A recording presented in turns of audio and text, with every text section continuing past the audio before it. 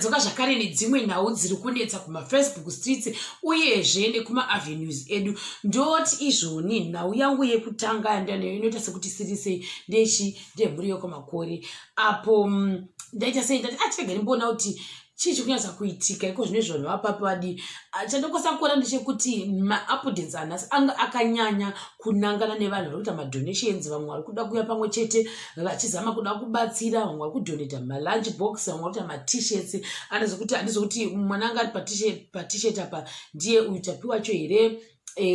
Vamwe vari kuti toda kuvaka magazebhu, vamwe vari kuisa mari. Vanhu vakasiyana siyana vari kuramba vachidonata towards mhuri yani yekwamakore. Ndo zvanandichiona ndo ma-updates anga ariko muzuva ranhasi, ndo zvananyanya kunotisa. Tichiri ipapo zvakare, vamwe vanhu vazhinji vangu vari kuma-comment section vanga vachiita ma-suggestions avo voti aiwa isadhinai mari asi achingofunga kuti gazebhu hariti tine chakachakati ndo chinoita, fenzi haiti chakachakati ndo chinoita. Vobva vati inhandamari asi ndoti ndo zvanoda kuti muite izvozvo. Nevamwe ipfungwa dzavo dzavari kusuggesta, hazvina kushata. Tisingazozivi manje kuti papfungwa apapa katakutarisa kuti panzi zvavari kusuggesta zvacho nekuti zvinge zvichivakwa zvinoda mari yakaita sei, zvinoda vanhu vakatarisa. Pamwe vanokwanisa kudonata nechitina, pamwe vanokwanisa kudonata neleba, because hatizozivi kuti zvinhu zvacho zvavanenge vachisuggesta zvinokwanisika here kana kuti hazvikwanisiki. Number 2, vamwe vachiti zvoni ko mari yamuri kuita iyoyo madima iendesa ikoko kunovaka mafenzi veduwe. Regai ndingosa disclaimer yekuti handingazangu kuti ma-situations anenge achifamba sei, asi chandokosa kuti hanhu chekuti patime dzakaita sezvizvi nyange zvikanzi une suggestion yako yekuti idzodzo mari dzese dziri kuwanikwa nevanhu ava, wopedza kuti handina hangu yekudonata kakuita sei, asi idzodzo mari dziri kuwana vanhu ngavasaisa fenzi, vanofanira kuisa something like this and this and this.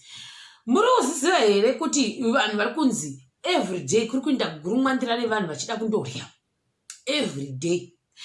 Vanhu vari kuvata kana kuti panzvimbo ipapo vachikwira nekudzika vachikwira nekudzika. Vanhu vese pamwe vanenge vabva kumasiti akasiyana siyana kungondobata maoko nemhuri yekwamakore mosuggesta kuti mari yavari kupohwa ngaisashanda zvimwe zvinhu, ngaiende kufenzi. Then wopedza wosiya wati handina hangu handina hangu zvekuti ndikwanise kuita sei kudonata, asi mari iyoyo ngaiende kufenzi.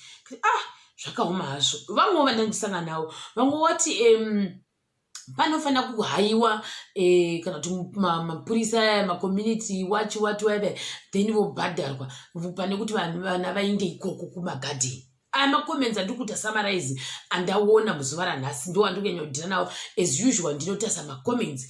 Saka pamacomments pepe vadere kuti hanzi point yakanaka, asi vamwe vati alright, vari kuti hanzi ava ngavabhadhare vanhu mapurisa emucommunity, who paid them?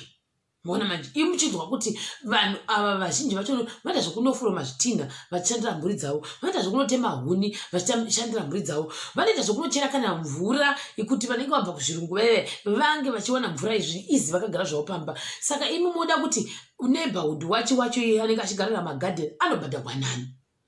Vamwe vakati kodiwa vanhu vakati zvinhu zvakasiyana siyana, asi ndonasa kuti mapoints anyanya kubuda anga achiitwa refute and mamwe acho ndofunga papasinganyatsotorwa nguva kuti vanhu vanyatsa kuanalyze situation. Vaanalyze situation vanhu vese vanobvunzwa kuti mapoints avo, asi ndofunga panguva ino vanhu ndofunga vanenge vasingaita sei vasina kunyatsa kudzeyawo kuti zviri kufamba sei. Vamwe vakati tinotenda machief nekuti pazonzi pane 34 machief akanga aita meeting vakati hakuna mwana unoradzikwa ane zvinhu zvakashota. Saka machief iwo ari 34 akaita meeting vakataurirana izvozvo.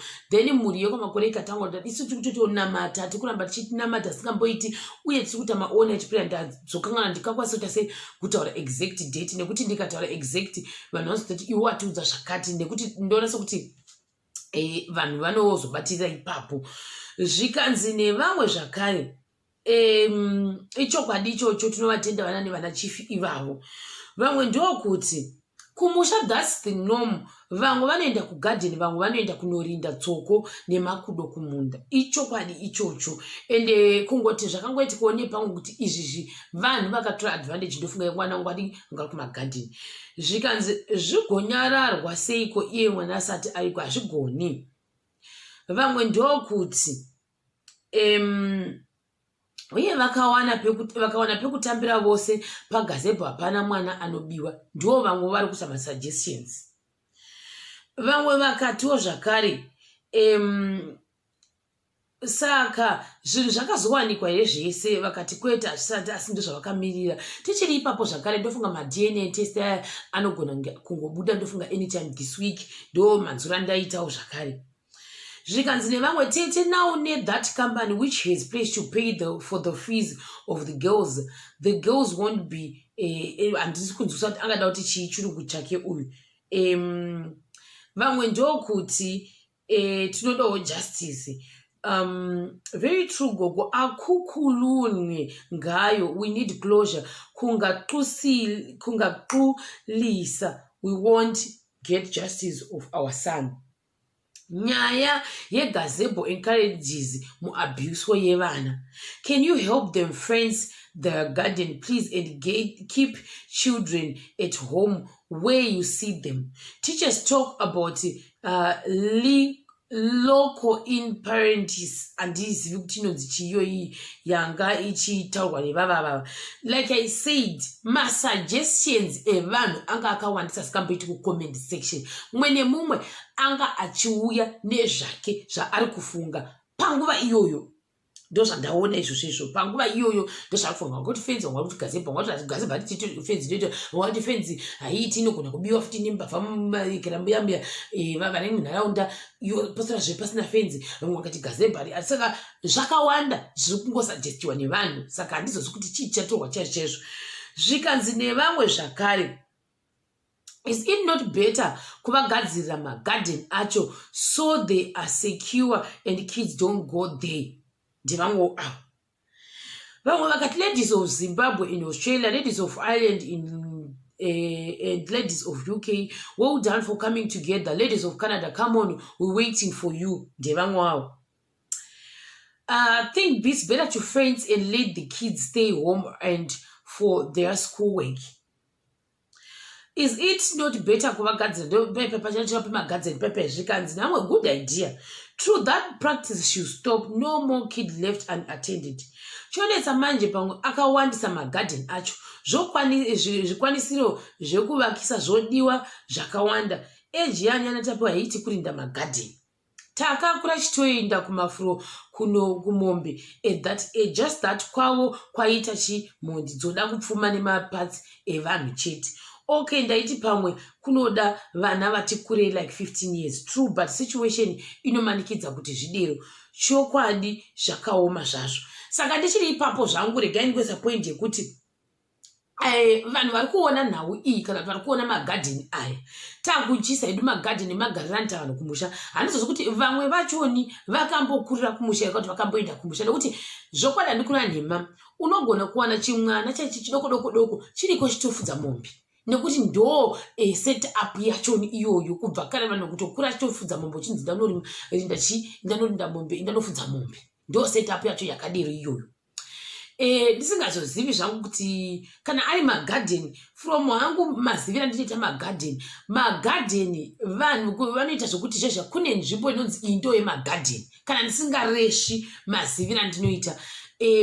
Magarden ane place yavanoitira place kana kuri kumadhoro ndo kunenge kune magarden ikoko, nekuti ndiko kunenge kune chese, pamwe ndo kune mvura, ndo kusingapwi mvura. Manje garden pamwe rikazendeswa kana kuti kumba zvakuda manje pepe pavamwe vangu vachiti zviitere kuti toisire bhoho pedo nepamba poiswa kuti solar bhoho, ndevamwe vangu vaita se vanga vacha suggestion iyoyo. Ndoona sekuti maybe kana zvikange zvakaita seizvozvo zvinoreva kuti hakuna vana kunyanya pamwe kumurwani kwamakore uku kwamaitapiwa vachaenda kundorinda mombe kumagarden, nekuti garden ravo rinenge rava pamba uyezve rinenge rine mvura yekuti rinenge richidiridzwa. Ndo pane point papapa. Normally magarden anonyanya kuiswa mudivi nerwizi kuya kuitira mvura, pakunochera mvura vachindodidza muriwo, kana kuti makaita mumatoro munenge mune chii ndo mekuti matsime anononokawo kupwa imomo. Saka ndo mazivira angu andinoita maset up vanhu vanenge vane magarden kumamisha. Ndisingazozivi kuti